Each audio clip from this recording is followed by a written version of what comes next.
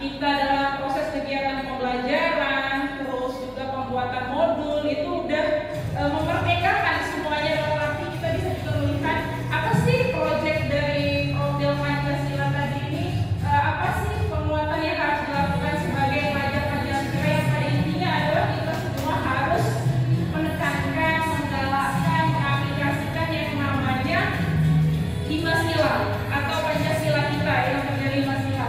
Nah, teman-teman juga bisa mengetahui di dalam menjalankan P5 ini diharapkan kita sebagai seorang guru harus melakukan atau memberikan peserta didik itu untuk menumbuhkan bagaimana kapasitasnya itu dalam proses kegiatan pembelajaran yang lebih inovatif, kreatif, dan juga kritis terutama. Jadi di sini kita sebagai guru harus, kita sebagai guru itu hanya sebagai fasilitator atau modenya saja. Kita memfokuskan pembelajaran itu peserta didik. Jadi peserta didik itu lebih istilahnya bebas berekspresi gitu kan. Nah, mungkin di sekolah ini sudah diterapkan di kelas rendah, kelas 1 ya Bu ya, kepala sekolah kuliah sudah diterapkan di kelas 1 dan kelas 4 ya. Yang selebihnya itu masih kurikulum K13. Sebenarnya kalau kita mengetahui nih dari pembuatan RPP dan modul aja itu tidak jauh berbeda, hanya saja namanya aja. Kalau dulu ada kompetensi inti, kalau sekarang namanya kompetensi awal gitu kan. Dan kompetensi awal itu juga kita ketahui itu memiliki kaitan dengan capaian pembelajaran atau CP dan TP ya, berkaitan dengan hal tersebut. Terus khususnya untuk pelajaran bahasa Indonesia, kita kan gabungan ya kalau di SD ya, seperti tematik kalau di K12 ya. Adanya elemen kalau di bahasa Indonesia yang mencapai bagaimana kita itu memberikan target kepada siswa, arah pembelajaran itu kemana, apakah dia dari 4 aspek keterampilan tadi, apakah dia membaca, menulis, dan lain sebagainya. Nah, terkait dari P5 ini saya rasa Bapak Ibu itu belum mumpuni ya, lebih paham gitu ya. Next, berikutnya ini sama saja ya.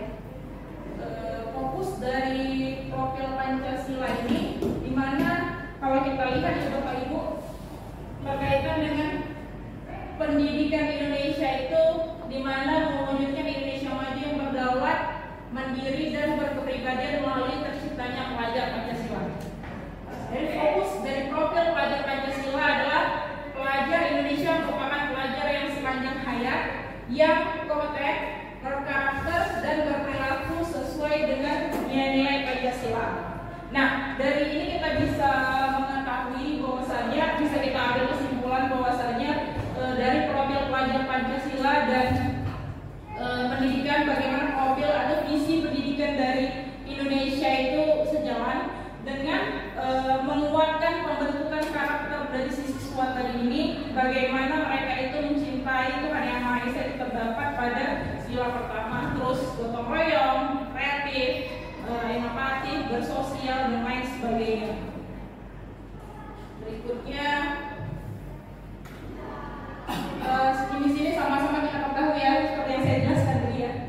Profil dari Pancasila itu bernalar kritis, mandiri, mencintai atau berakhlak mulia ya, berkebinekaan global, bergotong royong, kreatif, dan sebagainya. Dan dari sini juga udah ada seperti speakingnya ya, speaking atau gerakannya ya. Bapak Ibu udah punya dari sekolah SD Al-Hamzah? Sudah punya? Belum ya? Bisa kita lihat di sini ada saya berikan contoh, ini bisa kita praktekkan Bapak Ibu. Bisa ya? Biar nggak boring kali gitu ya. Kita tes ya? Ada gerakan-gerakannya ini. Bisa